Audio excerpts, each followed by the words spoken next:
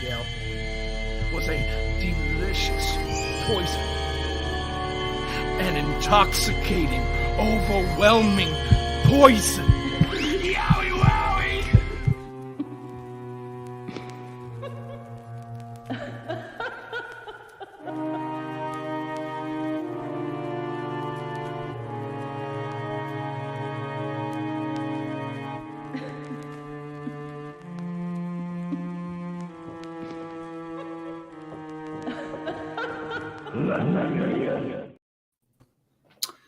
Hey everybody, it is time for this week's episode of Abby's Window.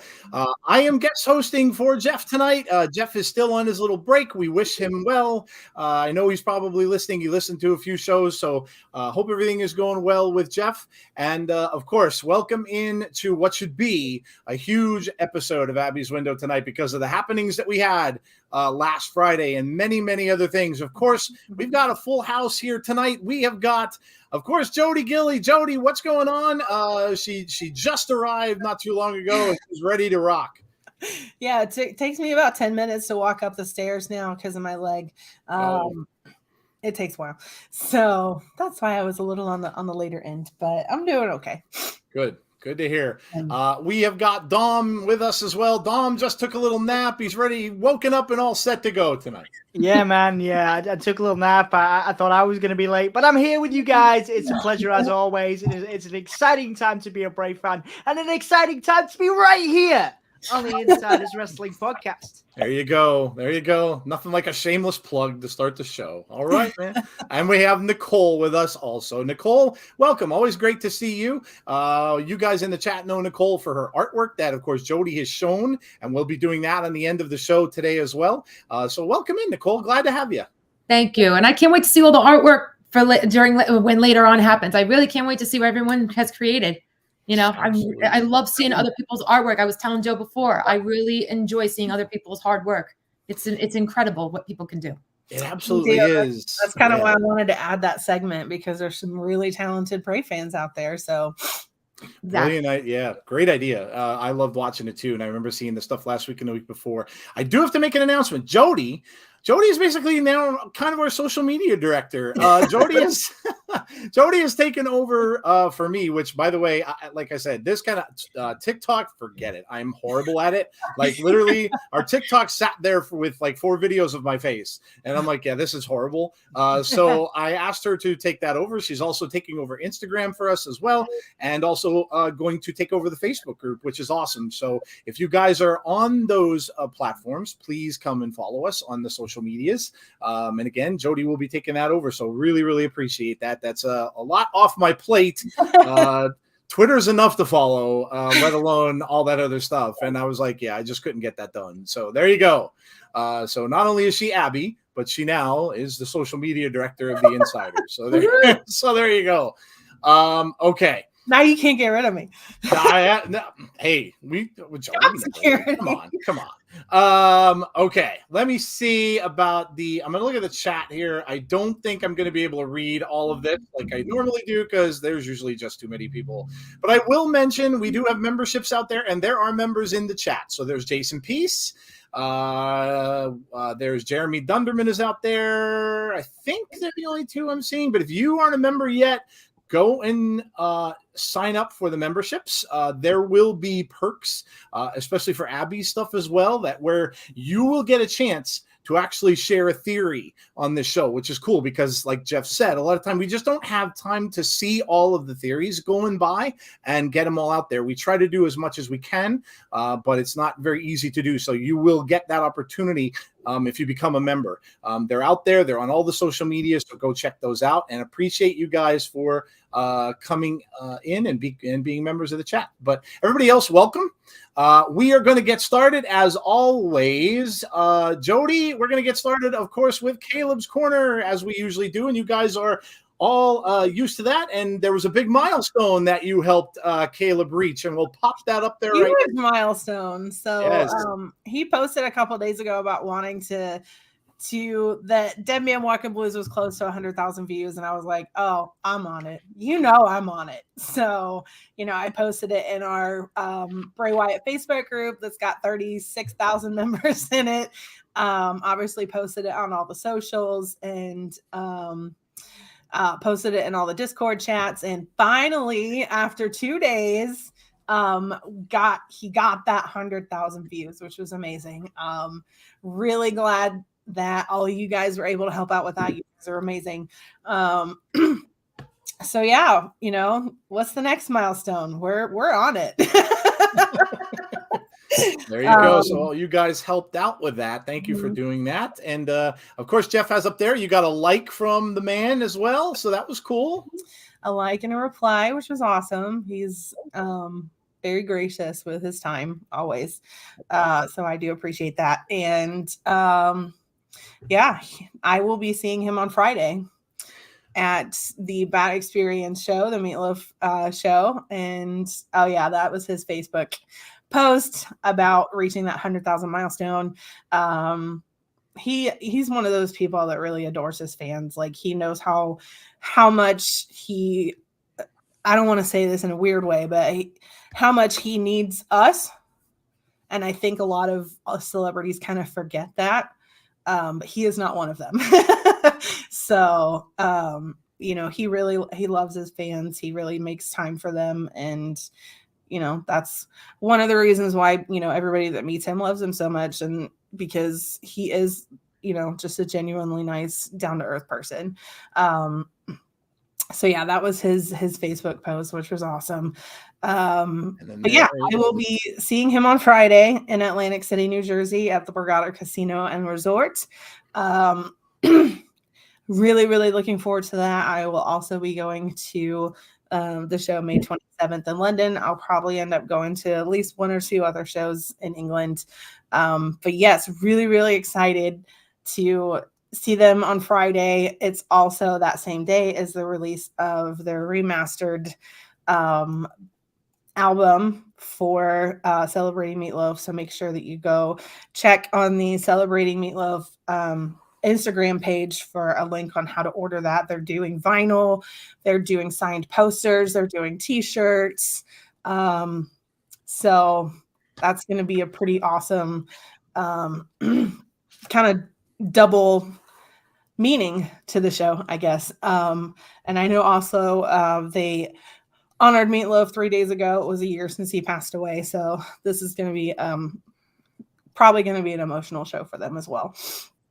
That's awesome. I'll have to check that out. I used to I listen to me. I have Bad Out of Hell on vinyl, if I'm not mistaken. It's somewhere in my collection. But that's awesome. I'll have to listen to that. I always loved the song. Was that I would do anything for love, but I won't do that. Caleb's very good at that. I always wondered what that was about. Does anyone know what that was about? Exactly what won't you do? Yes. I heard it was something kinky. That's all I know. That's something I noticed having seen that show a few times live now, and having seen them live, and Meatloaf had a lot of really dirty songs, like a lot of them. Without a doubt. Like, Without a doubt.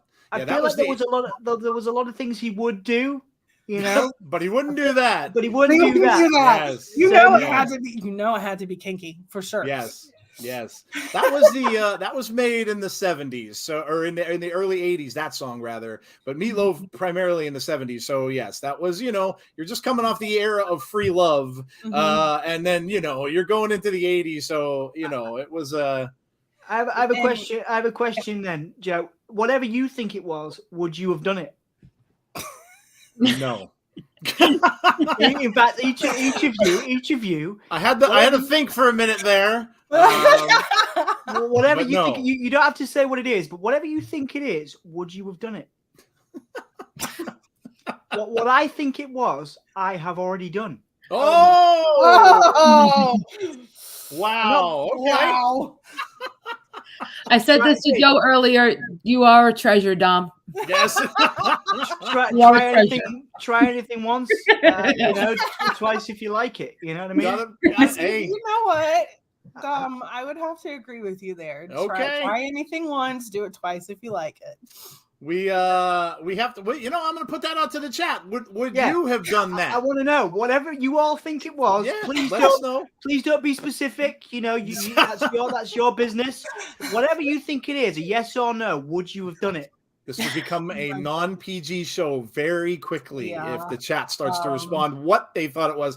Tazzy said, and I thought I was bad. I mean, what the great thing about that show is, and seeing it live, he is actually with Meatloaf. Yeah, I got the Funhouse shirt on. Hey! Wowie! Yowie, wowie! So yeah, he is with Meatloaf's actual band. And somebody asked a question earlier. Yes, he did do some things with Meatloaf before he passed away. Actually, if I remember correctly, he kind of passed the torch onto Caleb and, kind of said, this is what I want you to do. That's awesome. That's really cool.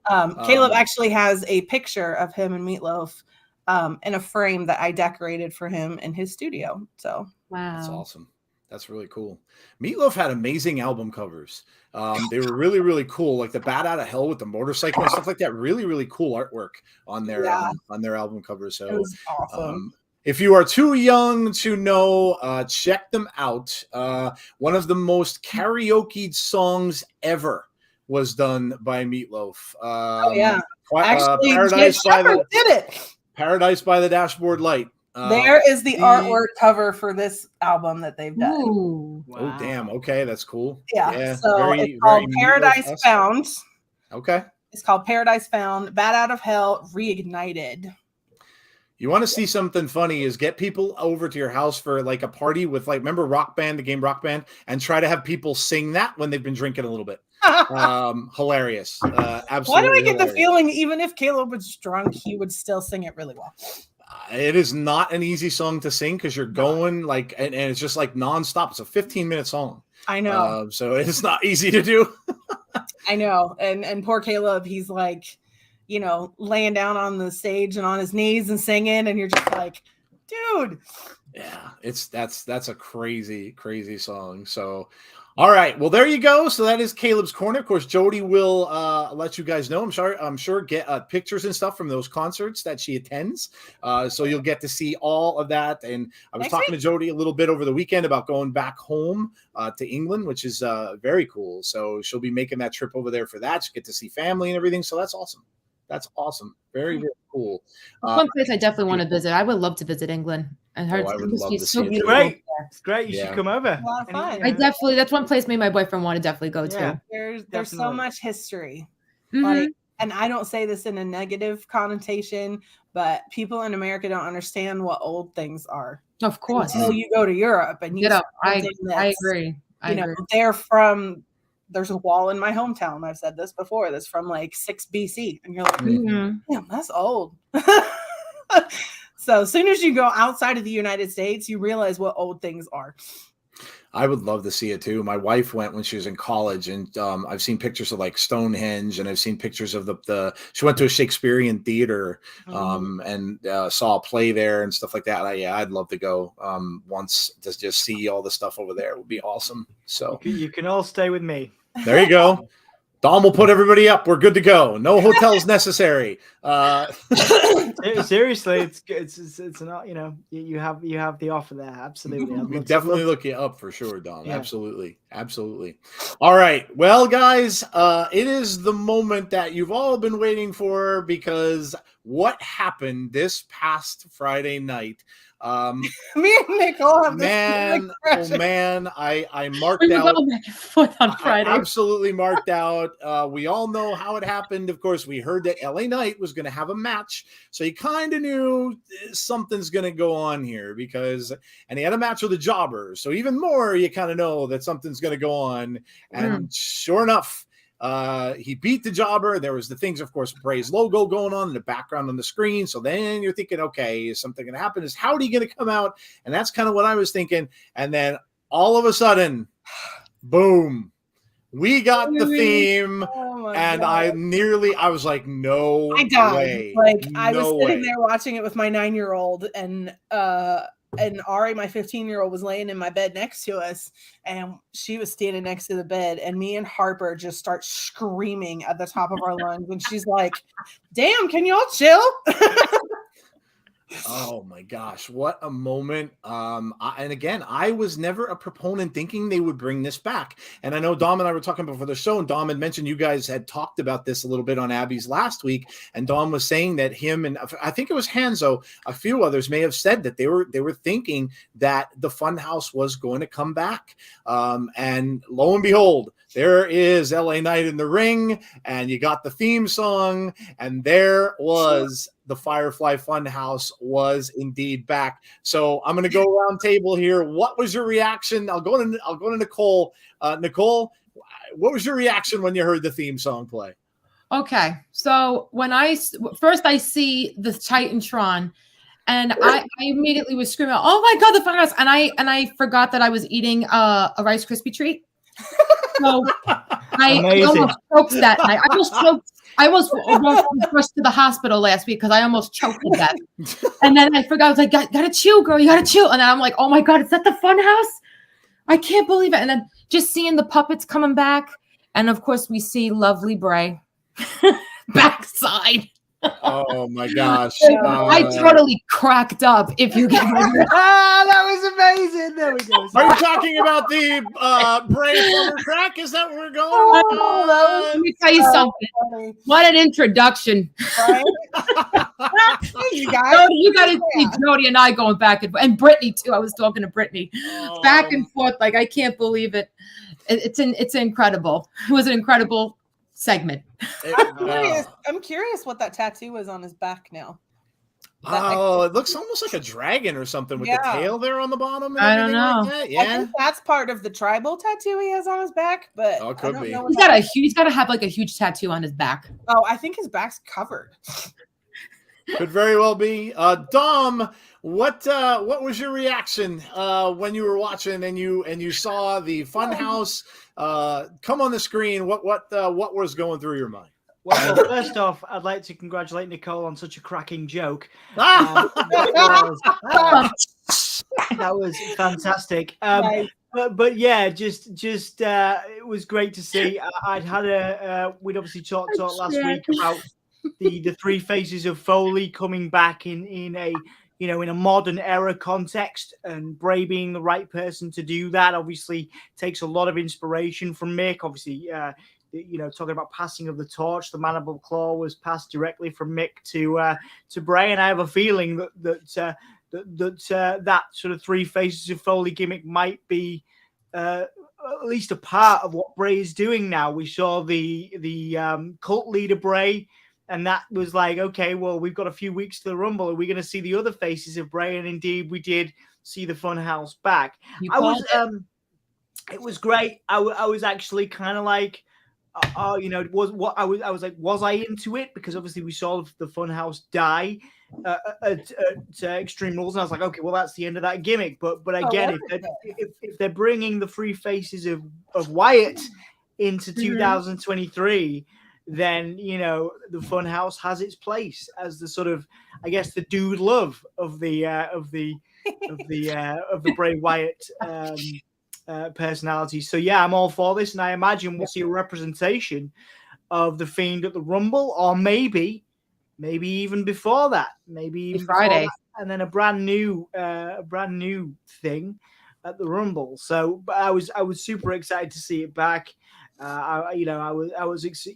Even Bray's back. I was excited to see. It was good. It was a nice vibe, and I'm sure many people were very happy about it. And yeah, I was buzzing. I was buzzing about it for sure.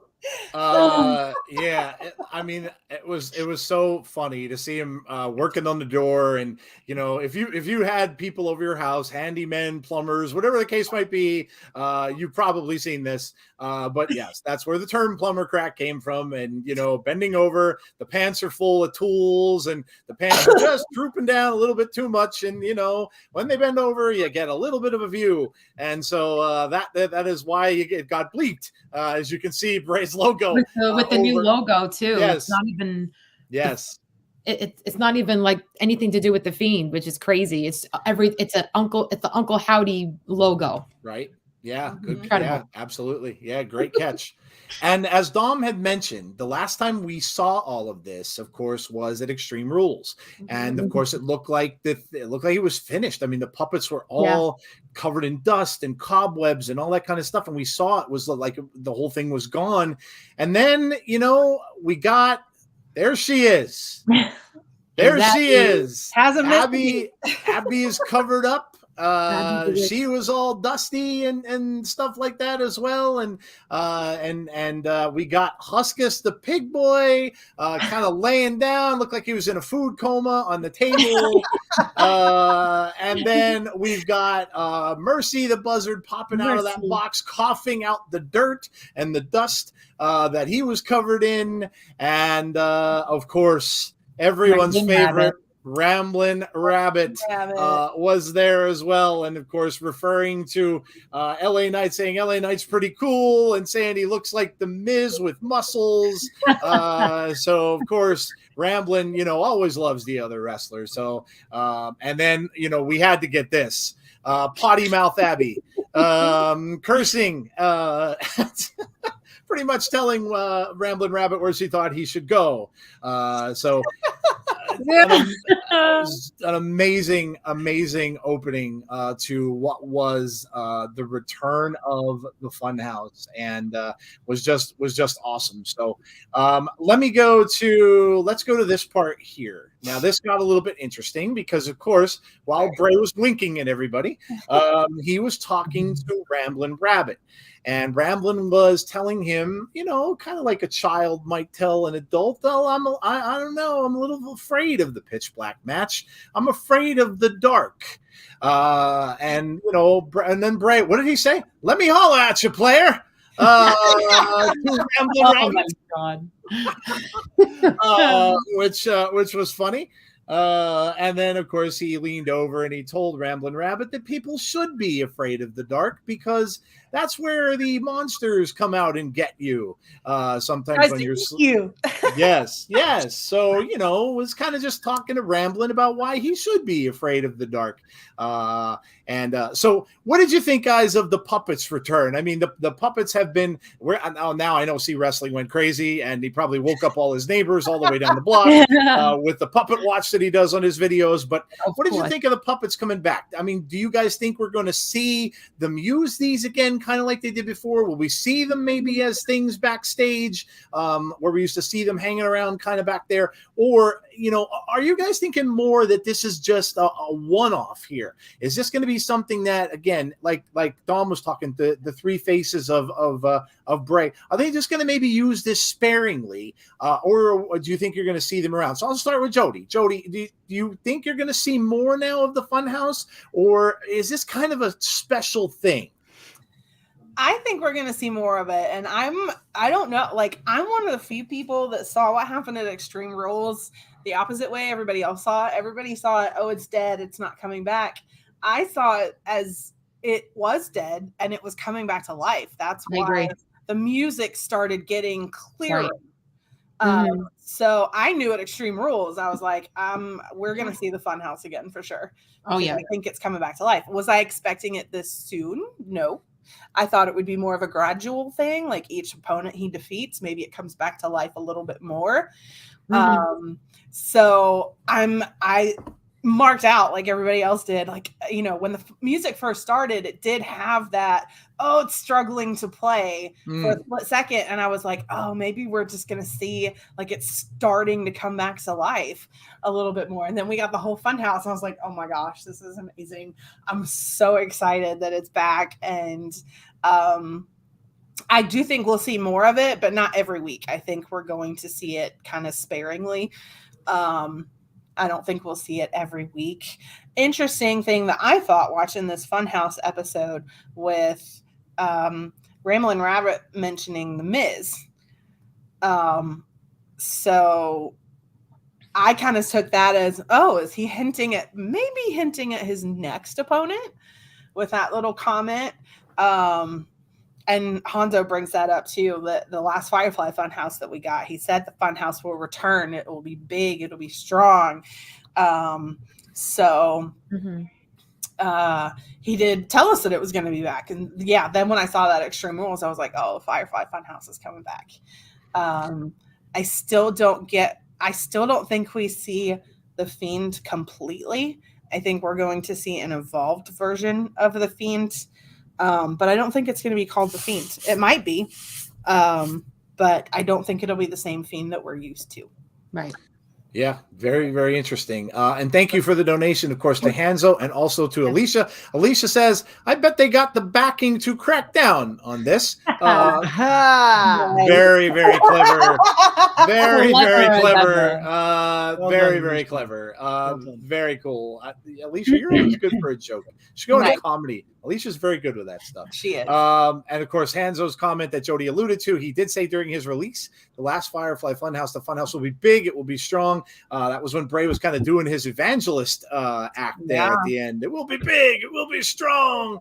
So he knew also in the TV chains, our Funhouse had been working together. I told you so. A little push, yes. And here's a good question. What was the little push? The Sister Abigail. That Uncle Howdy gave him. Okay. Yeah, we'll go into that. I think that's what it was. When Uncle Howdy gave him that Sister Abigail, I think that made him finally realize, okay, I get it now. That's why we were able to see Eater of Worlds Bray Wyatt last week, and then we get to see Funhouse Bray, last Friday. Oh man, makes sense. So we're seeing a version of Bray. Yeah. We've got Cult Leader Bray. We've got Funhouse Bray. What more could you want? Oh my god! I know, right? I love seeing the puppets. Oh my gosh! Like they haven't missed a beat. They really haven't. No. And major props to Jason Baker. I know he was Jason behind that too, and yeah. He made a post on social media about that it was good to spend time with his friends. That's awesome. I didn't even see that. That's very cool.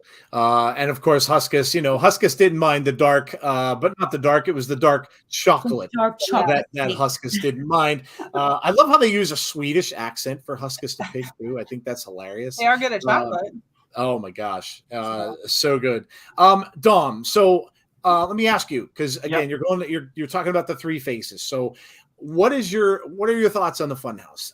Like Jodie said, do you think it's going to be used sparingly? Do you think we'll see it again? Or is this going to be something that, maybe this is just a thing that they might do before really big matches? So maybe a week or so before a big match that comes up at a big pay-per-view. What do you think that they're going to use? How do you think they're going to use the Funhouse? Yeah, like Eric, Jeremy, and a few others have said, I think it needs to be sparing. I think we're going into new territory. This is Bray's first match back. I think he's very much. He doesn't like to repeat himself. Through history, we've not seen him repeat a gimmick each time he's returned. So I think we're getting something brand new, and I think the Firefly Funhouse will come out sparingly. It won't be something we see every week. It's going to be a part of the gimmick, very much like Dude Love was a personality of Mick Foley, but it will not be everything. But the Funhouse has its place, and it will be a joyous occasion when people see it again, and we'll all mark out. We'll all get excited about it. but I don't think we're going back to Funhouse Bray / the Fiend. I think it's just now it's just a part of it. It's just a new nuance of Bray's much wider universe. The Wyatt universe, should we call it? A bit like what I mean? A bit like the Marvel universe, the Wyatt universe that we're all a part of, I love that comparison. Okay.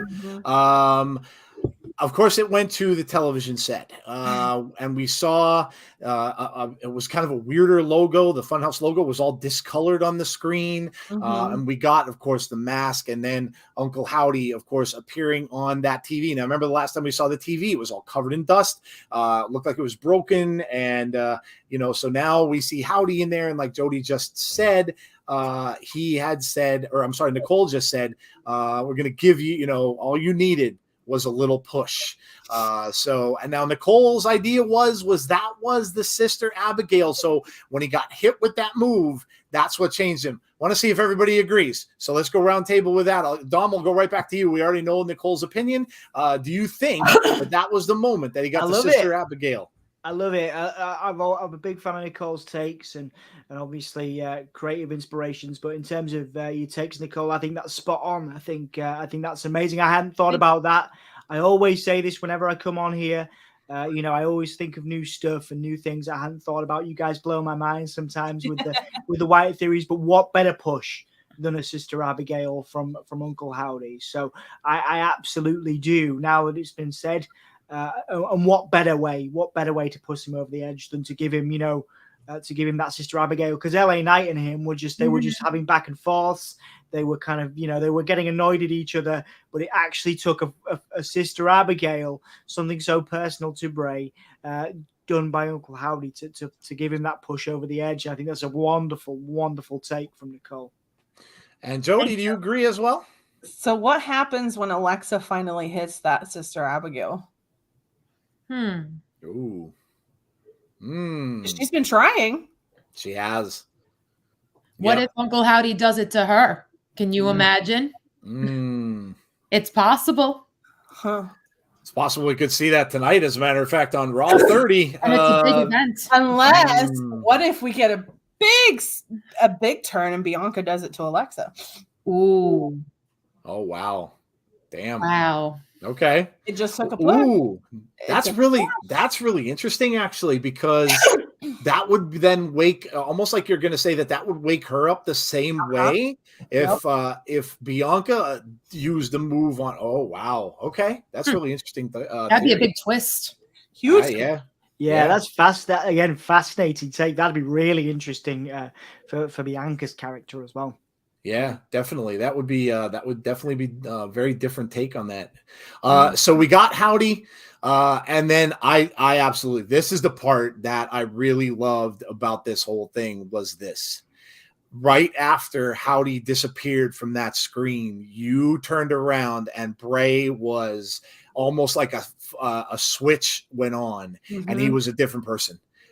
He was just glaring at the screen. And this is when he was talking directly to LA Knight, saying that you just remember you opened the door and now you have to deal with whatever comes through it. So very, very, and then like just completely different tone. No more happy Bray, no more Funhouse Bray. This was different. And LA Knight at that point, you're seeing him looking at that screen. LA Knight was kind of cocky the entire time for a while, making gestures at the puppets and all that kind of stuff. When he did this, LA Knight did not look as cocky as he had been prior. So, Nicole, when you saw him come on after the TV screen, what did you think? This is a little bit scary, a different version of Bray, and scary probably for LA Knight as well. Oh, without question. For Bray to get serious, the way for him to get serious like this, it's his way of saying to LA Knight, I tried to warn you to not push my buttons and to not poke your hand in the lion's mouth and not expect him to bite back, because now this lion is pissed off. That's basically what Bray Wyatt is telling LA Knight. You caused all this to happen, and now, didn't he say something like that to Roman? That when you corner a dog, I expect him to bite me. Yeah, he did. Oh yeah, he did say that to Roman. Good call. He did. It popped in my head that what if he wasn't talking to LA Knight? He's talking to Roman this whole time. Can you imagine? Wow. Anyone but you. Alexa. Or Alexa. Yeah. Or yeah, that's right, Jodie. He could be talking to Alexa this whole time. It's like that one time when we actually first saw Uncle Howdy. And he said, you sent him away. Who sent the Fiend away? When was the last time we saw the Fiend? Alexa. At WrestleMania with Alexa Bliss. So he could be talking to her this entire time. That's like blowing my mind, man. Like, holy monkey. Holy monkey. My goodness. What if the whole time he's been talking to Alexa and like we've just been massively swerved, That is a massive swerve. That would be a massive swerve. I mean, and Uncle Howdy. Not Uncle Howdy. LA Knight is just in the way. You know what I'm saying? You know what I mean? Yep. Yeah, That's kind of crazy because it's almost as if he'd be looking right through him because he doesn't even care. Like LA Knight is nothing to him. Right. And oh man, wow. He said that he was going to do horrible things. Wow. But maybe he has to do horrible things to other people to get to her. Mm-hmm. Wow. Yeah, fascinating. That definitely is fascinating. I feel like when we see Uncle Howdy with Alexa Bliss, I know Jodie's hasn't, and you haven't been like, you're not not sure what. I personally think that Uncle Howdy's toying with her. Yeah, it's possible that he could be just playing around with her like emotionally, and then when the Rumble comes, gotcha. It's gonna be like that. You know what I mean? Mm-hmm. It's be like a gotcha moment. That's just my theory, but everyone's theories could be different, but. It was never them working together was never my favorite thing. Right.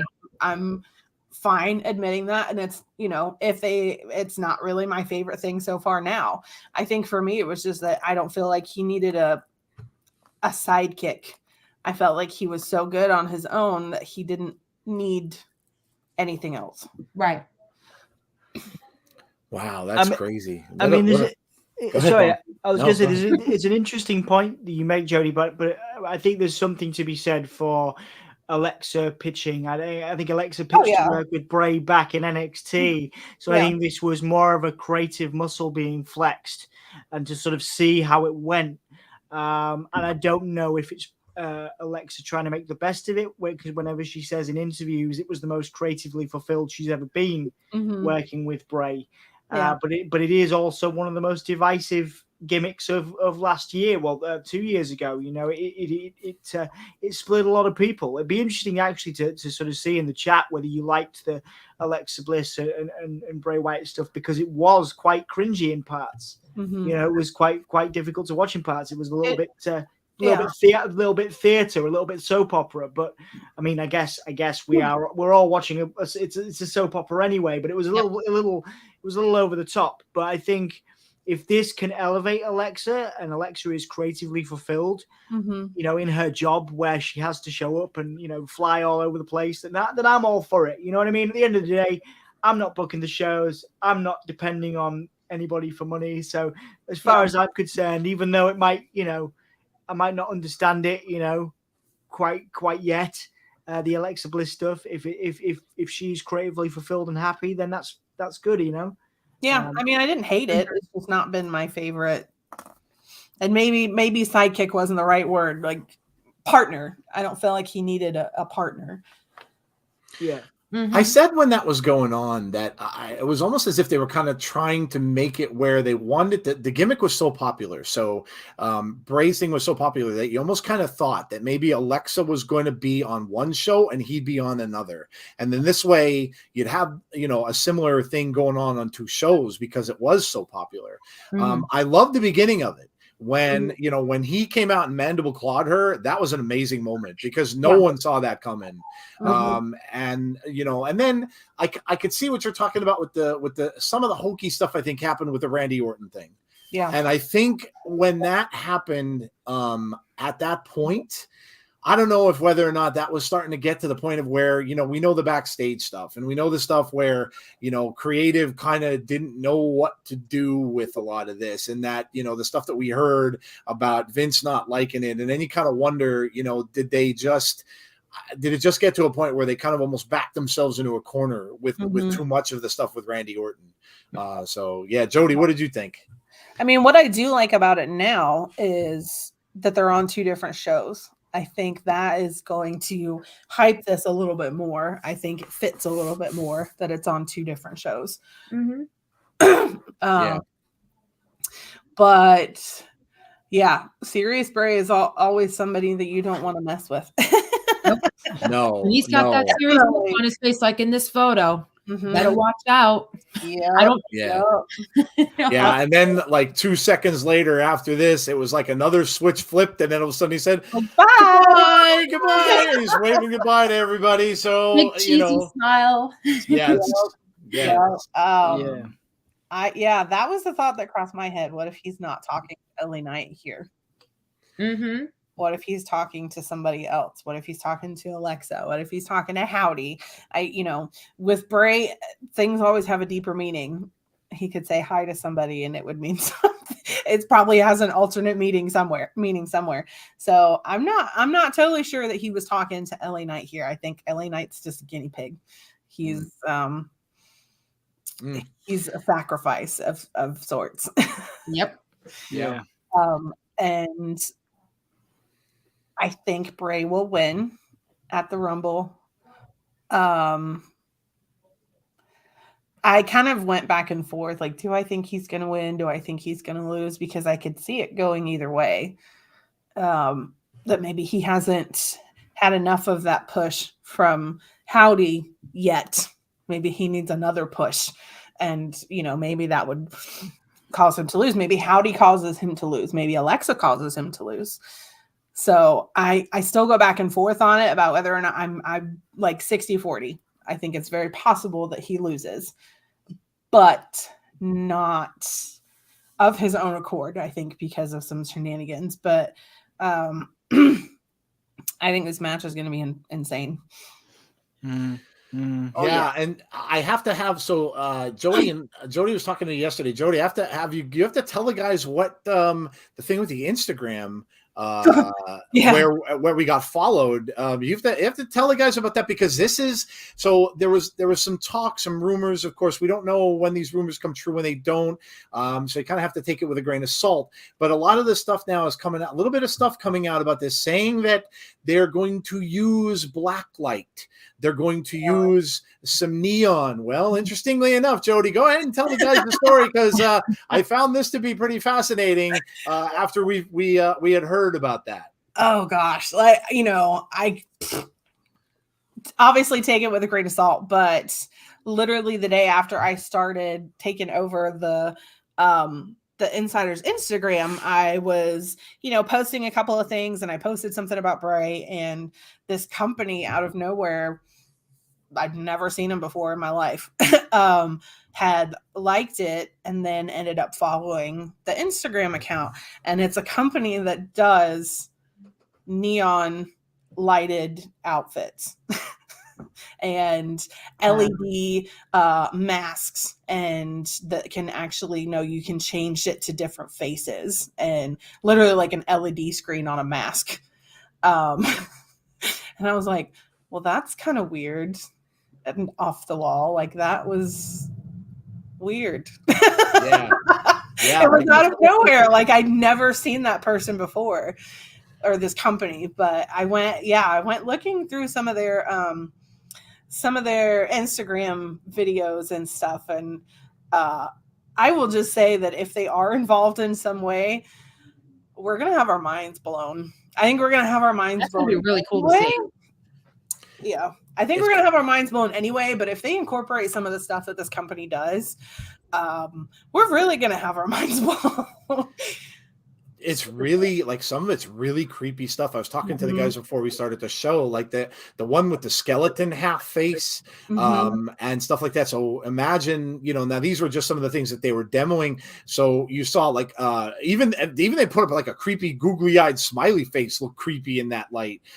So you might see a lot of this stuff. They might, if they are indeed working with them, it could be some images that Bray wants on the masks, or Jason Baker wants on the masks that he wants shown. This could be extremely, like, really, really, really creepy stuff. So it was. It's called Glowy Zoe. I gotta check them out. Yeah, definitely go and check that out. Yes, on Instagram. So there were 2 Instagram stories that I posted about Bray, and they liked both of them, and then started following the Insider's Instagram page. I'm like, okay, I see them. Glowy Zoe. Wow. Okay. Yeah, it's really, really cool stuff. Go check that out. If you're on Instagram, check it out and see. They have videos and stuff like that where they show all of it, and it's very, very cool. And like Jodie said, it was really odd that, like, they would just follow our Instagram out of the blue. They have a lot of followers too. They have a face transforming mask. There you go. I see it. Wow. Built-in faces and animations. That is pretty original. That is pretty amazing. I love it. It's very, very cool. So, like, we don't know if it's going to be a coincidence or not, or if they are indeed working maybe with WWE. We have no idea, but it's very, very interesting. So go check that out if you're on Instagram, because it's really, really cool, and it's going to look amazing if this is the case. There you go. Yeah, you can see it on the screen. That you could see the smile, Pressure cat. Yeah. I mean, this is just a few of them that they have, and you can see it. Yeah, like it's really, really cool stuff. Like if they do that with just with a standing, like people, doing all kinds of crazy motions and stuff, they better just not have anybody contorting in around the area, because then Joe will be out really quickly. Guys, were you trying to show us the thing? Because I've only got the Bray screen. Yeah, I only have Bray's picture on the screen. Oh wait, hold on. Let me take that off. Wait, hang on 1 second. I'll take that down. Not that I don't mind. Jodie was trying to, there you go. Right, go on. There you go. Oh yes, yeah. I saw that. Oh, cool. That is very, very cool. Yeah, like the one with the skeleton mask that they show there is very creepy stuff. Very. And yeah, so it's really cool if you don't have that already. Thanks, Dom, for reminding me. I would have not let that there. But yeah, it was just a really, really cool thing. Yeah, this one was funny too. Yeah, like you see, like these figures just like dancing there and stuff like that. Like you can make them look really, really creepy. I've seen this before. LED mask. Yeah, I definitely seen this before. I remember that is just crazy. Crazy. Yeah, it's really cool. That is. Yeah. Yeah, like imagine poor LA Knight walking around and just seeing all these creepy images all around the ring. But it kind of, if they are going to use them, it kind of answers that question: is how can Bray be in more than one place at once? How do we see different personalities of Bray? Yeah, yeah, because you could just change it like that. I mean, they could have whoever has been dressing up in the costumes, and I think you guys, listening to Abby's the last few weeks, I know a lot of you guys, the consensus is that Howdy, at least when he's on Raw, is Bo Dallas. I think a lot of people believe that. So you might have these guys dressed up there that could just come out of the shadows. People wouldn't see them. It'd be very difficult to see them in a dark, even in an arena, because you could hide them under like a blanket or something black. Not even that. Like the lights turn off. Yep. Yeah. So they could literally just have them on or off. Yep. So it brings an interesting aspect to. Oh yeah! Wow. Yeah. Like that's almost like it looks like it's a stage. You can see them all kind of blinking on and off and stuff like that. So it's very, very cool. So that'll take us to this. So we're getting very close. We literally have one more show. We have one more SmackDown to go, which is this coming Friday night. So of course we will be doing a watch along for that one. So make sure you join us. We're going to do our predictions at the end of that show. Also for Rumble, which is Saturday. Believe it or not, it is this Saturday. I'm going to talk a little bit about the pitch black match because since we're on that topic anyway. So let me get your ideas of what you think this pitch black match is going to entail. We know it's probably going to be a lights out, lights on, lights off type match. What do you think we are going to see in this pitch black match? My idea of it kind of was, we're going to get Howdy at some point. We're going to get, like Dom was talking about the different faces of Bray. And then at the very end, when the lights go on, you're going to see whatever this is going to be. That would be, to me, where you'd see The Fiend, and he would take out LA Knight, and that would be how the match ends, or whoever it's going to be, or if it's going to be a new persona that we're going to get, and maybe not The Fiend, and something completely different. But how do you see this pitch black match going, since this is the last Abby's before we will know the results of that pitch black match this coming Saturday? So how do you guys see this match going? And I'll start with Nicole. Well, I remember, I don't know if it was last week or a couple weeks ago, I had a theory of mine that I'm going to stick with. I have a feeling that we might see the puppets in human form. Those puppets that we saw in Extreme Rules. I'm not talking about the puppets that we saw at the Fun House. I'm talking about the ones that were like human form. And then they are popping up one by one, right? And maybe when the lights go on, they're all surrounding LA Knight. Can you imagine that? In a circle. Can you imagine them In a just surrounding circle. LA Knight just losing his mind? In a circle. Maybe it's possible. I mean, I think we might see the Funhouse puppets human in human form, scaring the bejeebus out of LA Knight. Wow. Okay, so my theory. Get a return of those puppet characters that we got at Extreme Rules. Dom, what are you thinking? What do you think we're going to get in this match? I like that. I'm with Nicole. I'd love to see the puppets back again, because that kind of, I was like, if that's all they're going to do, I mean, it's a great way to have him return. Extreme Rules was amazing, but I was like, hang on, why have they dressed them up in full-size puppet costumes if they're never going to use them again? That seems like a great waste of No, because they were so friggin' they were out of left field. We weren't expecting to see them in human form. Yeah. So I think it's a great waste of fabric, of somebody's skill and time to not use those costumes again in some form, whether they beat up LA Knight or not. I think they make an appearance again, maybe to repeat, maybe to rewind back to Extreme Rules before we get something else. I would like to see Uncle Howdy physically involved in it in some form, because obviously that was a very successful segment, whether it was Bo Dallas or obviously not to stoke the fires, but we all thought it could have been Vincent and everybody. That was a fun time to be in the Bray Wyatt community. But whoever you believe it was, I think the general consensus now is that it 100% is Bo Dallas. But I'd like to see Bo as Uncle Howdy get involved in some way. The Royal Rumble is a big show. Let's see some big stuff. They've got to make it count. There's some big matches on that card. Obviously, I mean, none bigger than the men's and women's Royal Rumble. So they have to make a lasting impression, because I don't think Bray's going to be appearing again in that Rumble. And I don't think Alexa is. I don't think LA Knight will be. I don't think LA Knight will come out of his pitch black match. Mountain Dew, don't forget, for some reason, the Mountain Dew pitch black match, I don't think LA Knight's going to come out of that and join the 30-man Royal Rumble. So I think this needs to be a big spectacle. It needs to be one of the more, if not the most memorable thing on the card, and not for zombies, Miz and no. Oh God, who was that again? Miz and somebody else. Who was in that? I can't even remember. I tried to. Was it Dexter Loomis? Was it Dexter?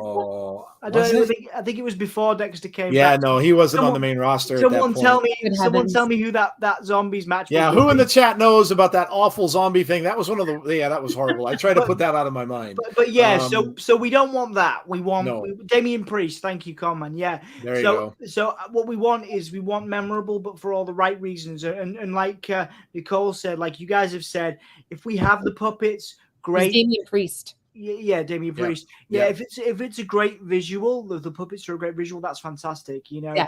But it needs to stay in people's memories for the right reasons. A lot of people are loving what Bray's doing. Some people are saying, let's get a move on. So this needs to, Bray back in the ring for the first time on television. It needs to make big moves here. And I think, it's time for Bray to crack on. And I was the only one that got what he said. I thought he was the only one else. There it is. Oh God in heaven. I must have taken like 6 pictures of that when I was watching like all different angles. Look, man, whatever you're into, we're not. Well, you know what? That is not the one thing that you won't do. Yeah, no, Dom, I won't do that. No.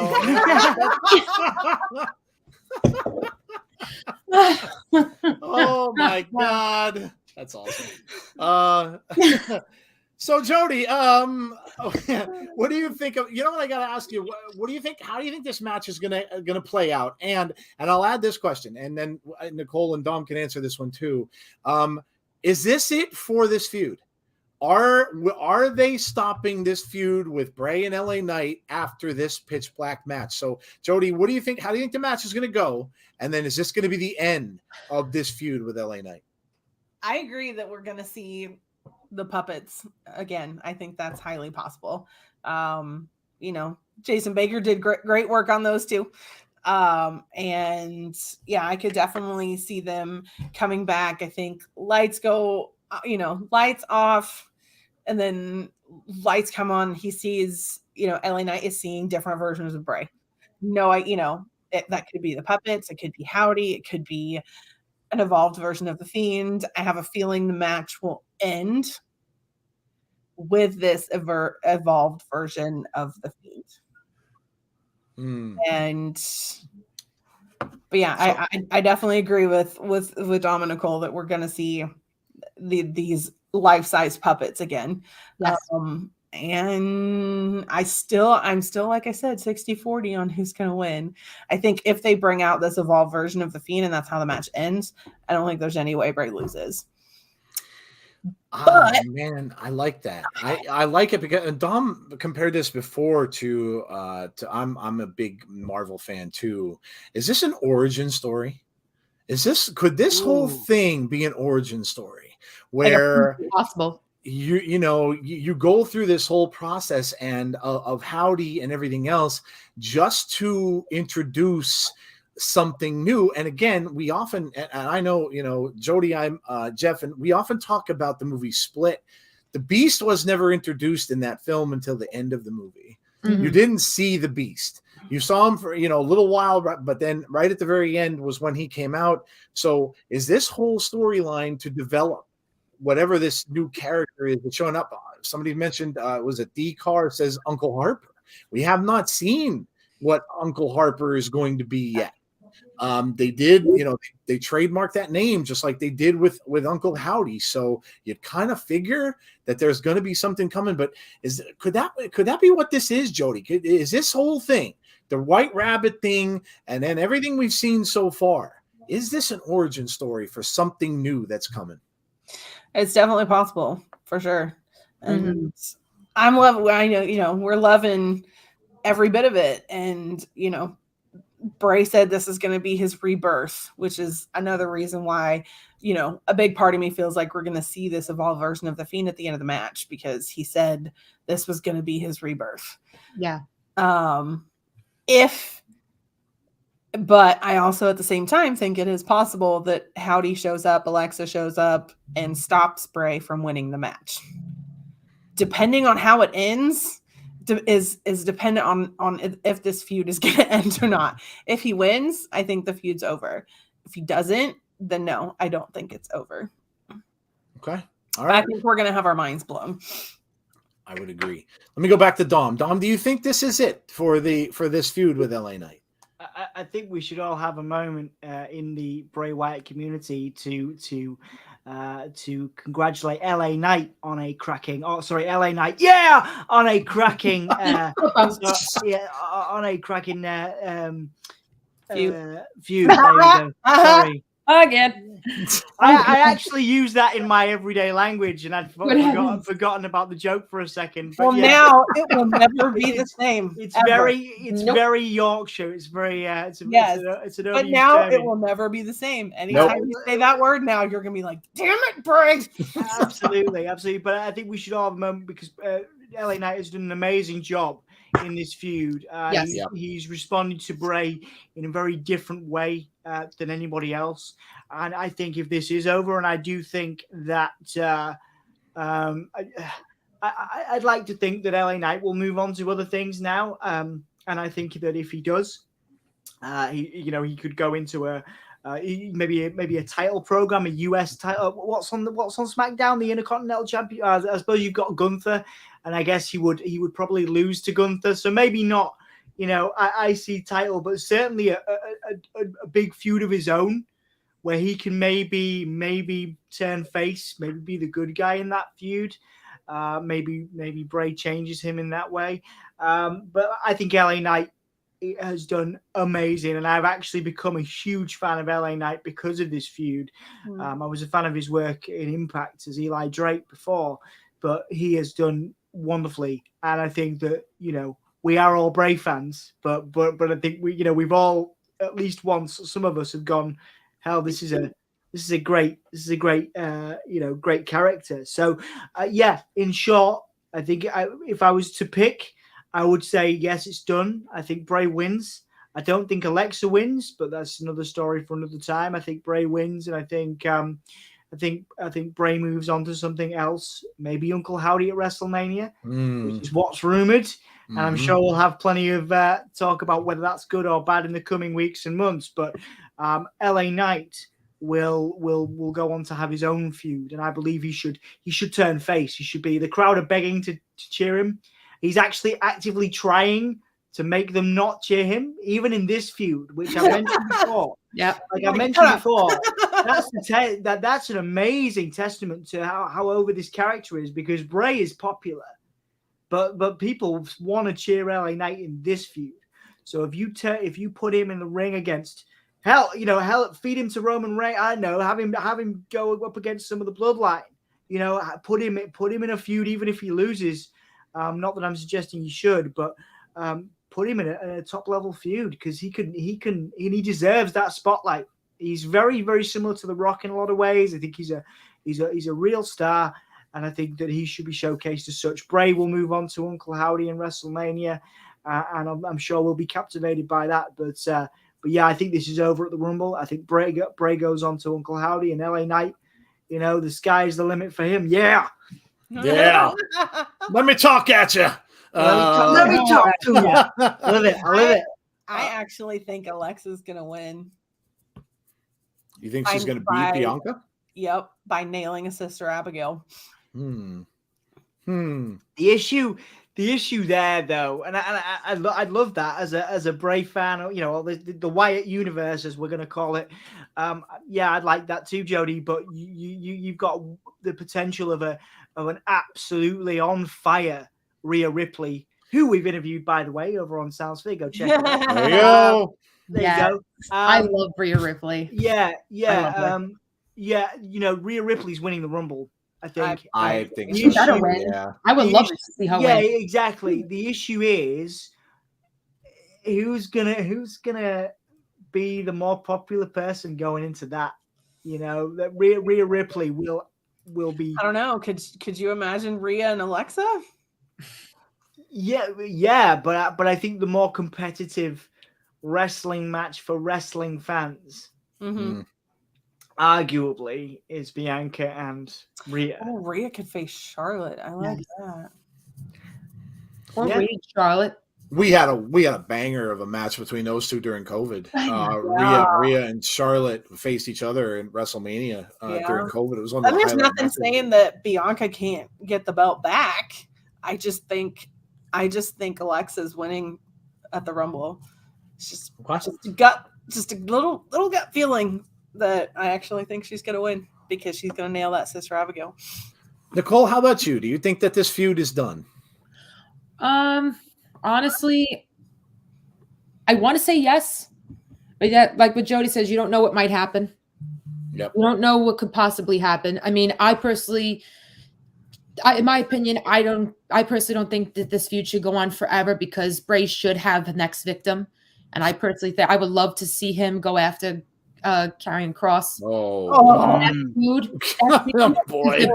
Because they're both dark characters, and they have been teasing it many times on social media, how they want to cross paths or maybe team up. I mean, they don't. Finn Balor would be another one. Because even though Bray can fight on his own, but if he wants to have a partner, like a team up for the tag belts, go get Karrion Kross and corrupt his mind and make him a tag team, make him a partner. Why not? Yeah, that's cool. I think it would elevate that feud. It would elevate Karrion as well, I think. I personally think that should be a WrestleMania match. Yeah. Oh my God, the entrances for that alone. Oh my God. Wyatt at WrestleMania, no holds barred. Oh my God. That's great, man. But WWE is going to, even though Uncle Howdy is the character, isn't. They love a brother versus brother. They love a family feud at Mania, man. Like, the only reason I don't think that's going to happen is because I don't think they're ever going to unmask Howdy. No, I don't think he'll ever be revealed. I don't think we get that brother versus brother. Yeah, but we would know it was. That's the point. Like, we would know that it was. The fans would know. But I don't think they can't advertise it like that. No, but we're smart. We're in the age of the smart fan, you know, or in the main anyway. And I think that that would be enough marketing. The idea that we would finally see Bo versus Bray, even though it wouldn't be marketed as such, is too tempting. Because you had Brett and Owen, you know, you've had you Matt and Jeff. Undertaker and Kane. Undertaker and Kane. I mean, yeah. I mean, you know, that was marketed as brothers, and they weren't, and it still, you know, sold a bunch of tickets. Yeah. So, you know, I think that they would do that. They'd run that back, you know. But the Karrion Kross thing and the Bray thing, I imagine it will happen, and when it does, it will elevate in the same way that I believe this has elevated LA Knight, to new heights. I think that Karrion Kross will also get that rub. You know. And can you imagine the promos that they cut on each other? Oh my gosh! Can you imagine? That would be amazing. That would be amazing. I'm Someone going to ask you guys. Said Dark Alexa versus Kana. Oh yeah, that's nice. We haven't seen Asuka in a while. Yeah. Maybe she might listen. Do you see? It's been teasing those dark photos of her with the clown face paint. Don't be surprised if she causes Alexa Bliss the match. Kana could show up at the Rumble. Kana. I wouldn't be surprised if Kana shows up at the Rumble. If Kana shows up, she's gonna just imagine her versus Rhea Ripley. Yeah, man. Kana versus Rhea Ripley at WrestleMania. I would love to see that. I'd be all right with that. Yeah. So I'll put this out there to you guys too. I read this saying that, again, take this with a grain of salt. It's reported by, of course, Third Sheets, and we don't know what they get right and what they don't. But it was reported that Bray, since he's kind of, and Dom mentioned this, and Jodie mentioned, he's kind of elevating LA Knight, right? And since Bray is kind of doing that they may keep him. Now, I know this may upset a lot of people, but they may keep him doing this with other wrestlers and they kind of called it not mid card in a bad way, because I know that gets used as a term. And when you hear that, oh, he's mid card, it ends up being a bad way, but that's not how they described it. They just kind of said that could he be used with what he's doing, not getting thrown into title pictures right away, like they made a mistake with that the last time.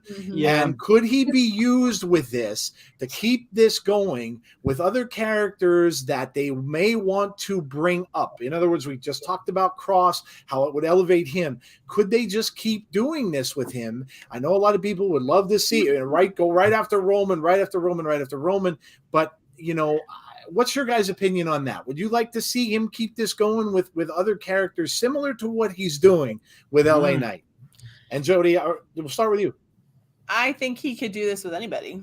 This is very, I think this was what they tried to do with the Fiends the first time around. That when you encounter the Fiends, you change. So I think he could do it with anybody this time around, and I think you could have the same outcome and do it right. That when you encounter this evolved Fiend, if that's what we get, that you change and you're not the same anymore. So I think he could do it with anybody. Yeah. I would agree. Dom, what about you? It's a great question, man. And I think it's a really interesting point. Some lovely comments. Bray doesn't need the title, and look in history. You Jake the Snake Roberts. Mick Foley was a world champion for good reason, but he also had his time in the mid card with tag team championship runs with Al Snow. Things like that. The Bray being in the mid card isn't actually, I think it was EJ Movement that said it like that. It's not actually a bad thing at all. And actually, there's a lot of top guys that have been quoted. I think it was Seth Rollins gave an interview. It was like, once you work with Bray, you don't always come out looking as shiny as you once did. And there might be an argument to that. Bray's in-ring work is, it's not say to the level of Ricochet's, but it doesn't mean that he can't put over somebody, work with somebody, elevate them, and Bray become this ages Mick Foley. You know, look what he just did with LA Knight.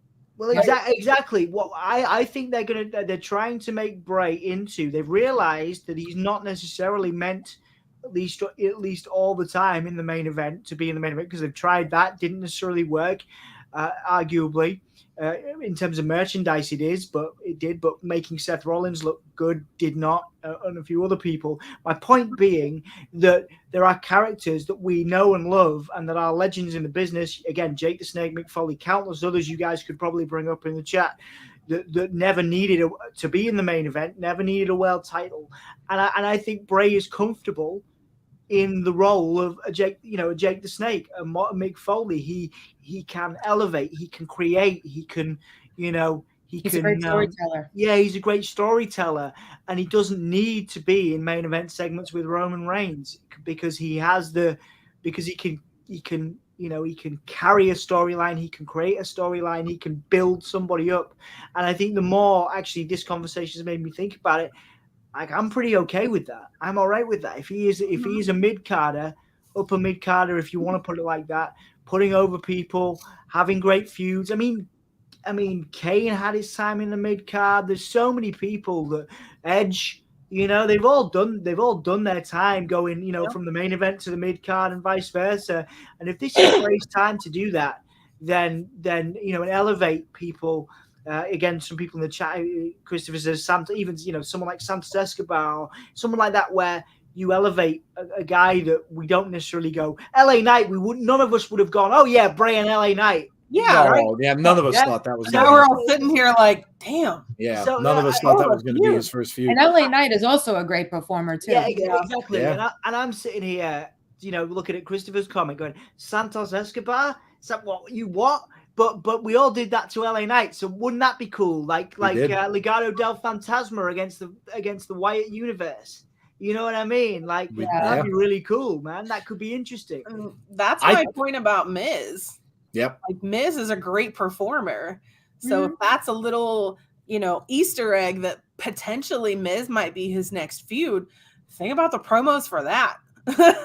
Like, they already had a little mini feud the way it was when he, the whole thing with when he had the kids and he basically was a home invasion. Stuff like that. So I love it because, look, Bray is an anti-hero.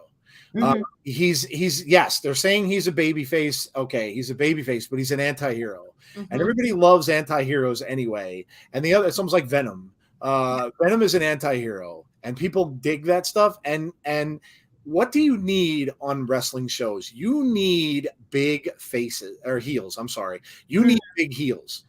Like an MJF on AEW, he had to be built up into that. And now he's one of the best heels in the business. You have to have somebody that can elevate these up and coming heels to go against all of the faces that are out there. So I don't think it's a bad idea. And if this is what he's going to do, at least for a little while, and listen, you guys all know my opinion on this. I said this on our shows. I do not, and I know there are so many people in our Twitter that argued with me. I do not want him sniffing a title. I don't. At least not right now. It doesn't make any sense to me, and I don't want that to happen because we saw where that led. Because then where does it go? And especially if he's going to have a persona that now it'll be maybe a little easier with the personas, but if he goes to a persona that's similar to the Fiend, what would that persona want with a title? Nothing. It means nothing to them. So I personally don't want to see him even get near a title picture. I really don't. I don't think it's necessary. So I think you can have him beat big names without a title being at stake. Like, he doesn't need a title to prove that he's great because he's already great regardless. Everybody wants to see him go after Roman, and I think we do get that at some point, but I don't think a title needs to be involved in that. Exactly. Yeah, I mean, again, Jake you're doing long-term storytelling, but you don't need the title to be involved if Roman doesn't have the title. Yeah. It's a really good example you guys put out. I mean, I will come back to this all the time. Jake the Snake's your best example. The Undertaker, Macho Man Randy Savage. He faced all of and he didn't always win, but sometimes he did. He never sniffed the WWE Championship. Neither did Roddy Piper. Neither did exactly. Neither did Roddy Thing. Piper. You know. Yeah, very, very good point, Nicole. Very good points. Yeah, and I'm sure you guys in the chat could think of other names that we've missed. You know, there are plenty that again they are in the Hall of Fame, but they have never sniffed a world championship in their lives, but they didn't need to. And actually, we need characters like that. And I think I wanted Bray to be in the main event when he was the Fiend because I was so into that character. But I realized that it was a mistake. And it wasn't the best thing for the Wyatt universe and the lore of Bray. So I think now they have a chance to do it right, and I believe they are.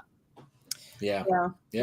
Sure. Great point. Anti-heroes are a big thing in almost every genre of movies. I mean, you look at like Phantom of the Opera and Frankenstein, and like the people that are portrayed as the bad guy, but you fall in love with them in a way. Exactly. Yeah, man. That's what horror films are. I mean, hell, that's why I like Jason Voorhees so much.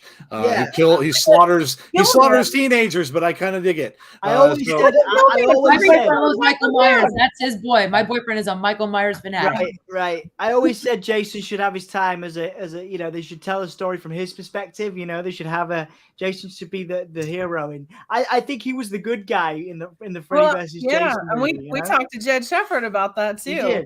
He did.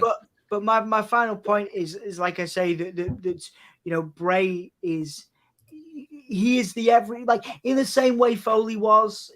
Bray appeals to us more, even though it's a supernatural character. Not many people can look like Roman Reigns, and not many people can look like John Cena. You got it from a psychological standpoint. There's a reason this show is so popular. There's a reason why Bray is so popular.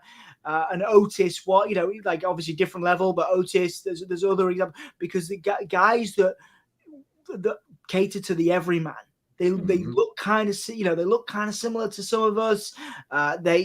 We want to cheer that guy. That's why we want to cheer Bray, because he doesn't look like Roman Reigns. He doesn't look like John Cena. Everybody looks the same. And you need that. You need that guy. Right. Through history, there has always been, and again, sorry to repeat, Mick Foley was that guy. Nobody thought he would win a world title, and when he did, millions of people cried. I was one of them. I still do it. And I've seen some of you guys cry at Bray's promos, which is there's no judgment, because I love that. I love that you guys get so emotional about it. And I, as you've probably seen, I've got quite emotional about it too. And that's a beautiful thing. But there needs to be that connection. We see, and this is my final point. I'm sorry for waffling, guys. No. Bray appeals to us because we see ourselves in Bray. And that's no disrespecting John Cena, with all of his wonderful Make-A-Wish stuff, and he's a wonderful example to people all over the world, Roman Reigns. But it's difficult to imagine ourselves in them. But you can imagine, that with Bray, and you can imagine that with Mick, and there are other examples too. Jake was such a polarizing figure because we'd all dealt with, some of us have dealt with those struggles. We need those characters because we see ourselves in them, and that's the beauty of Bray Wyatt in the modern age. And that's why I do think there are some parallels and some things to take over from the Three Phases of Foley gimmick, because I believe he is the modern day Foley. It's a great point. And you can even go back to, and again, I'm a big comic book nerd. You can go back to Marvel versus DC. Marvel became so popular because Stan Lee wanted to make his superheroes relatable. So he made a guy who was flawed, like a Peter Parker, who had all these flaws, had all these bad things happening to him, and then he became a superhero. It made people feel like they could be that actual person. Whereas DC heroes, nobody's going to be a Superman. Nobody's going to be a Wonder Woman. They're gods, technically. Yeah. So you can't really aspire to be that in particular. Even Batman, he's a multi-billion. He's a billionaire. So how can you be a billionaire? You know what I mean? Like, just so it's relatable. And that's a great point, Don. Yeah, it's a great point. I think that was the one thing that Vince didn't understand, is that not everybody is Roman. Not everybody is Cena. Thank you, Jodie. You can't cut everyone in with the same cookie cutter mold. Exactly. And I think that was the one thing that he never really understood. He wanted everybody to fit inside that cookie cutter mold, and that's not how people are. And I think that's everybody's built different. Yeah. Yeah. Everybody's different, and there's nothing wrong with that. You Yeah. can still be great. Absolutely. Yeah. And I feel like we are all, you know, even the people here, like we're all good examples of quite, you know, different shapes, different sizes, different backgrounds and abilities. And I think that's a beautiful thing about this community. Obviously, a lot of people in the chat as well think like that from interactions I've had. You know, again, it's that diversity and that difference that I think Triple H, and I don't know the guy, I've never met him, but certainly Triple H understands that we live in a society of difference, diversity, inclusion, more so than Vince, which is why, I mean, Daniel Bryan won the championship in Vince's care, but that was undeniable. You know, to use a Cody quote, you couldn't deny how popular Daniel Bryan was, and Daniel Bryan was the underdog. That we all love the underdog, and you're right. Vince didn't understand the he's like, the underdog doesn't sell tickets, but actually it does, because if you can strike a chord with a 16-year-old kid who's in his bedroom and looks at Daniel Bryan and goes, I can do that. I can train for years. I can train for years in a gym and work the indies and do that.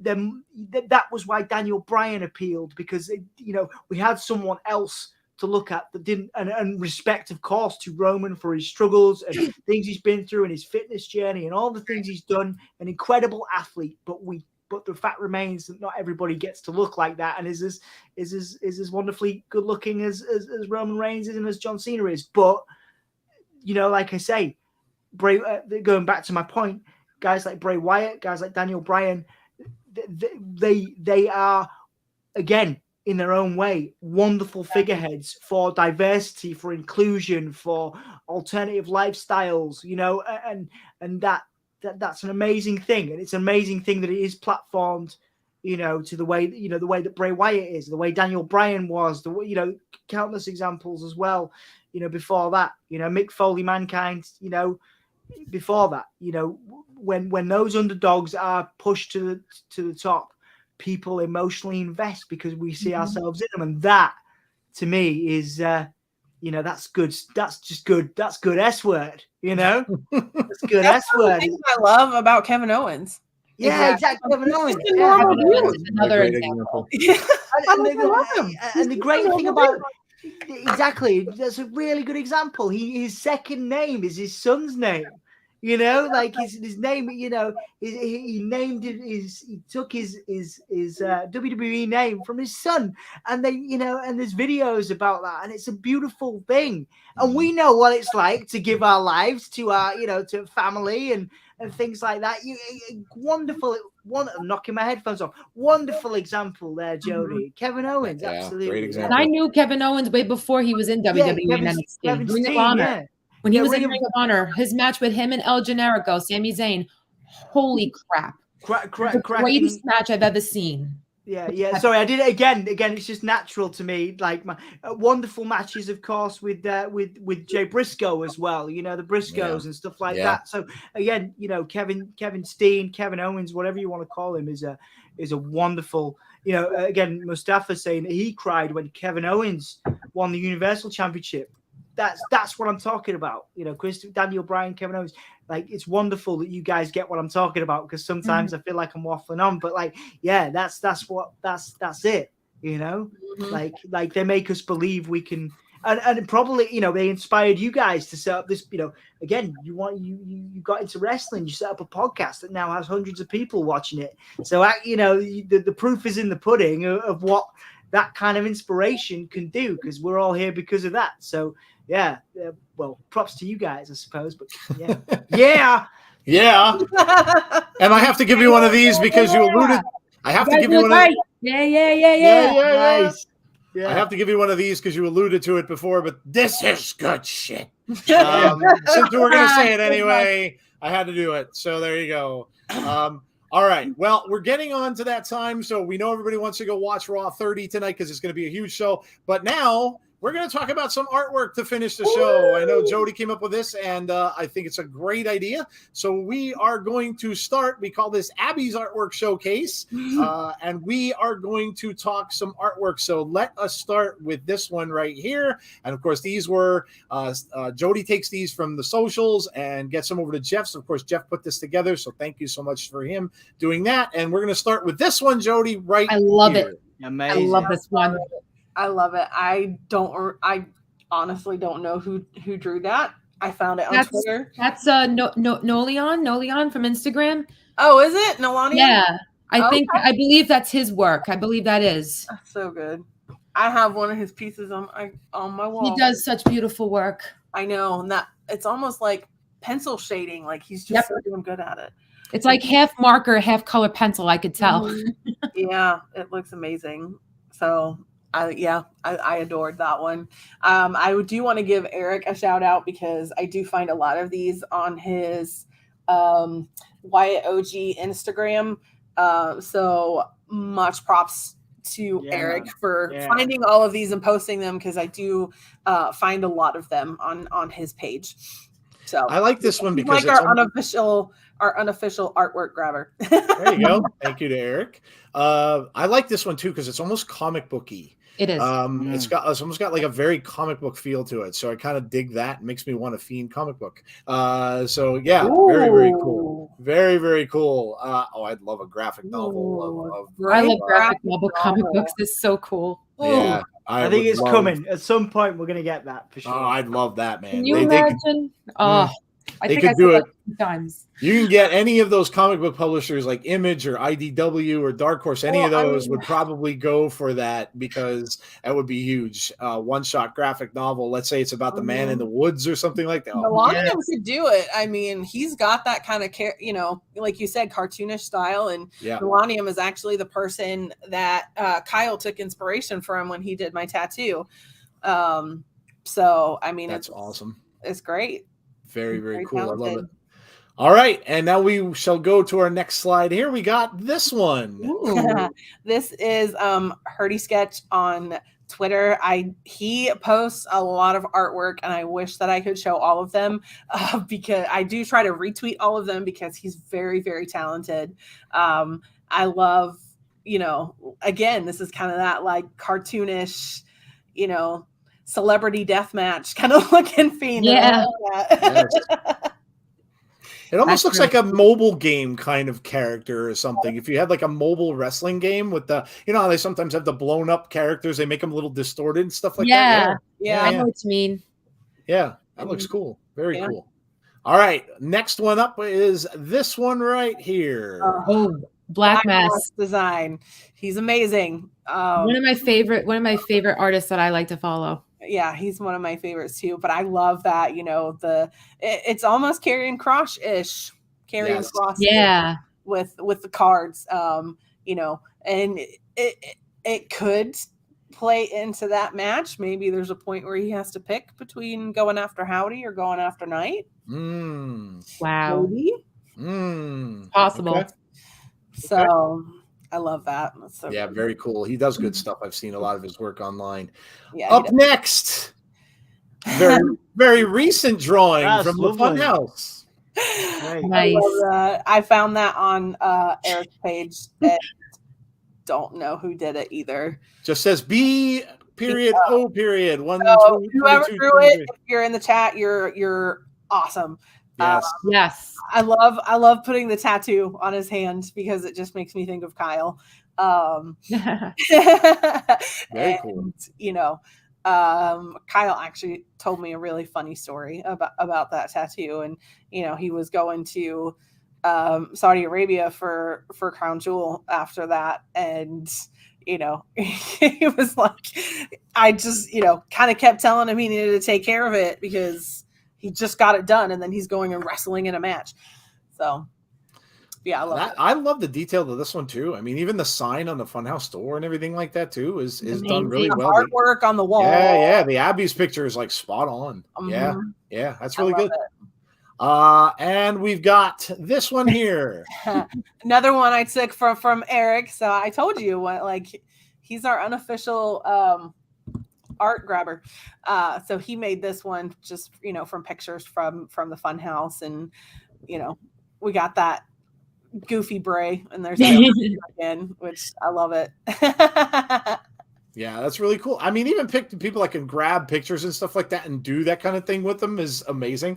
I love it. So, I mean, it takes stuff to do that. There's technology that can do that. Yeah. I know my oldest daughter sent me a picture. She actually got her dog to pose with its mouth open, kind of sitting up straight, and she used it in a poster of Jaws. And I thought that was so clever. I'm like, how did you do that? And she's like, oh, I just did it with my iPhone. You can snip pictures out of an iPhone. I said, I had no idea. But yeah, I use it's so cool. I've made those videos. I use Viva Video. That's my awesome. kind of go-to. Yeah, there's so many cool things you can do like with that stuff today. We got this one next. Yep, another one from that Wyatt OG. Eric, thank you very much. Yeah, I love that. Welcome home. We missed you. And, it's got the lantern and the Fiend in it with the belt. And you got those funny, goofy pictures of Bray on either side of the top. And then you've got Serious Bray in the middle. So it's almost like see no evil, hear no evil up at the top. That's really cool. Oh, wow. That is pretty cool. Yeah, I like how they did that. That's really clever. I love the light beams too. The red lights on the Fiend. That's awesome as well. Up next, we got this one. Wow, this one's really nice. Another Hurdy one. He's got, I love the little pieces that he's added into it with the Firefly Funhouse logo and the Yowie Wowie. And then obviously you've got Alexa there and the Fiend and Howdy in the mirror, which is interesting. It's cool because you've got the red and blue incorporated too, because he's got the red eyes on the Fiend and Bray and the blue on Howdy and Alexa. So, and it's interesting that Bray and Alexa are the same way. Red and blue. That's really awesome. That's very, very detailed. Very cool. Up next, we've got this one here. I love that one. So Jesse, our lovely Jesse Callan. Jesse Callan. Nice. I have a couple of pieces from her on my wall as well. But this was back in 2020, I believe, Jesse, maybe 2019, when Bray posted that picture of a mask. She decided to draw it with him behind it, and I love that. So much detail in nice editing, like she just said, the detail, like even down to his eyes, and it's great. I love it. She did a beautiful job. Yeah, Jesse does awesome work, and I think I might need this one, Jesse. Actually, I've got the I've got the picture of the Fiend, and I've got the one that's got their faces melded together. But I might need this one. I think this one is from our own. Is this Jesse as well? Yes, it is. I have. This is one that I have on my wall. So I do have this one on my wall, and I love it. Very detailed on the tattoos. Yes, I mean, we all love Bray's tattoos anyway. Yes. But the detail on that, and just really picking up, that he's got the three crosses on his arm like he does, and I have this one on my wall. There you go. And our last one is also from Jesse Callan. That pencil sketch, Jesse. That pencil sketch is on point. 10 out of 10. Even like down to that hand tattoo, and the detailing on the glove. Mm-hmm. The detailing of the glove to the mask. I'm sure that's incredibly. I mean, obviously, Nicole, you would know, like incredibly difficult to do with pencil. It takes a lot of patience when you're working with pencil. It takes a lot of patience to get that detailed. Yeah. Yeah, amazing work. Amazing stuff. I might need a copy of that one too, Jesse. Jesse says those took freaking forever. Oh, I'm sure.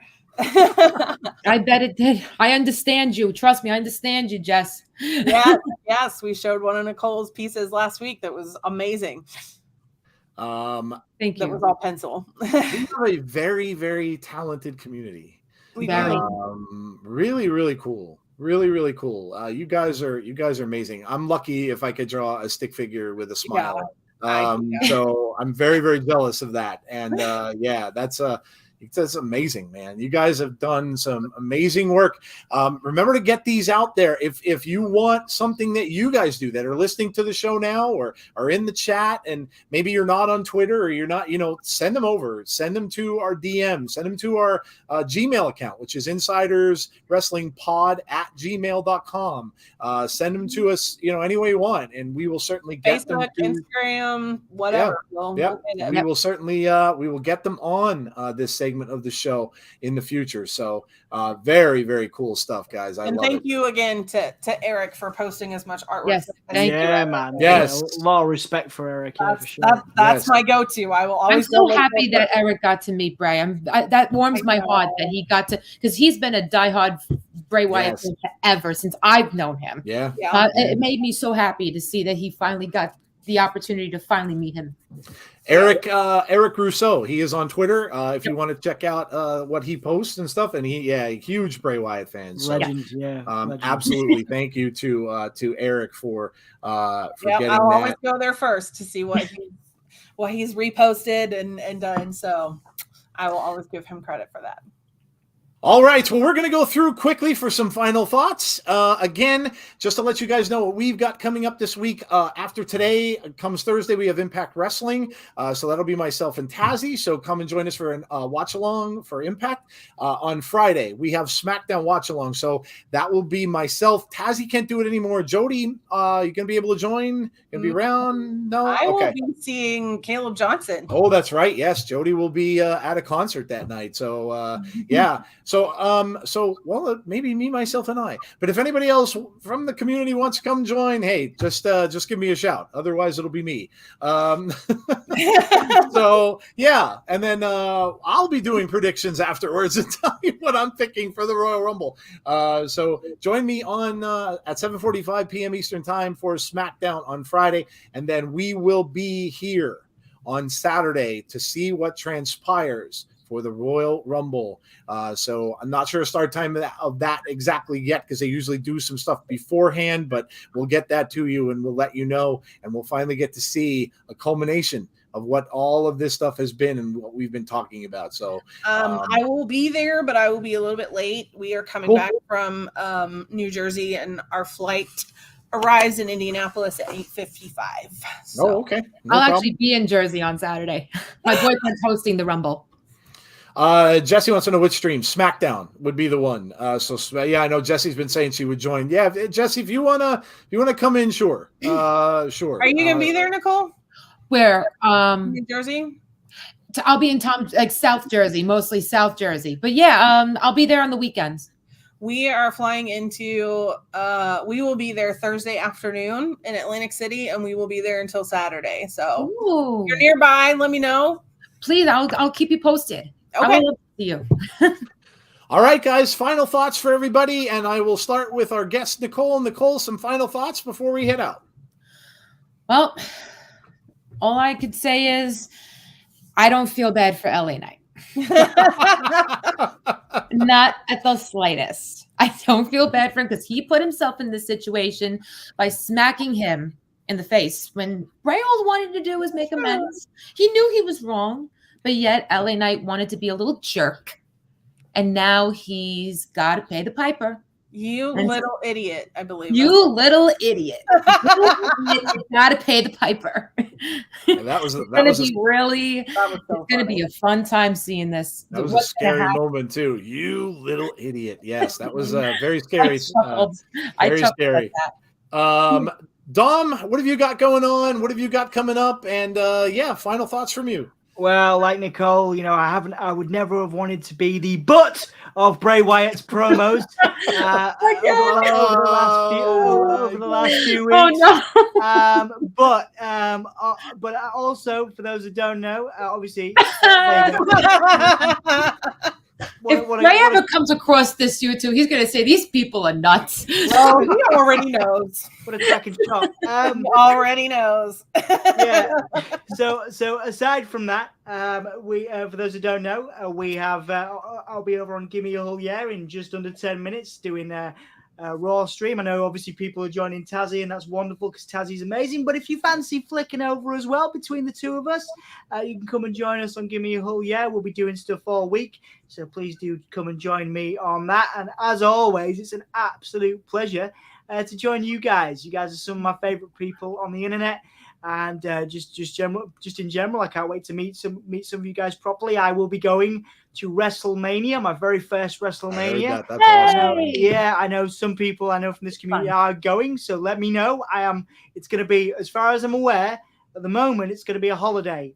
So I may do some work while I'm there, but at the moment, it's going to be a holiday. So come and join us, come and hang out. I'd love to hang out with some of you guys, and obviously, you know, the people in this sphere, this circle right here. You're all welcome at my house next time you come over to the UK. But it's lovely to catch up with each of you every week and see you guys. Well, I'll be there in May. Yeah, absolutely, Nicole. It's a pleasure. It's always. Always. Absolutely. And Joe, thank you very much for hosting. Thoughts. Anytime. Anytime. And I love this community, man. You guys are amazing. So thank you for your support. And I'll see you next week. It's going to be a next week's is going to be a big show too. It's going to be an awesome show. Yeah, I'm trying not to say cracking every 2 seconds.